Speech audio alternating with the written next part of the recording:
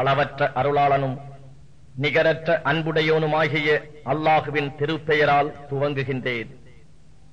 யாவற்றையும் படைத்த உம்முடைய ரப்பின் திருநாமத்தை கொண்டு ஓதுவீராக. அவனே மனிதனை இரத்தக்கட்டியிலிருந்து படைத்தான். ஓதுவீராக. உம் இறைவன் மாபெரும் கொடையாளி. அவனே எழுதுகோலை கொண்டு கற்றுக் கொடுத்தான். மனிதனுக்கு அவன் அறியாதவற்றையெல்லாம் கற்றுக் கொடுத்தான். எனினும் நிச்சயமாக மனிதன் வரம்பு மீறுகிறான். அவன் தன்னை இறைவனிடம் இருந்து தேவையற்றவன் என்று காணும் போது நிச்சயமாக அவன் மீளுதல் உம்முடைய ரப்பின் பாலே இருக்கிறது. தடை செய்கிறானே, அவனை நீர் பார்த்தீரா? ஓர் அடியாரை அவர் தொழும்போது நீர் பார்த்தீரா?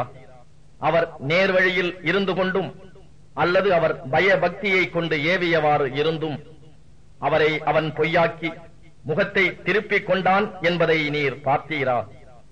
நிச்சயமாக அல்லாஹ் அவனை பார்க்கிறான் என்பதை அவன் அறியவில்லையா? அப்படி அல்ல.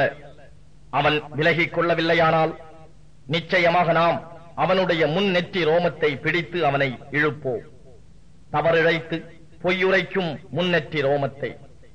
ஆகவே அவன் தன் சபையோரை அழைக்கட்டும், நாமும் நரக காவலாளிகளை அழைப்போம். அவன் கூறுவது போல் அல்ல, அவனுக்கு நீர் வழிபடாதீர். உம் இறைவனுக்கு சுஜூது செய்து வணங்கி அவனை நெருங்குவீராக.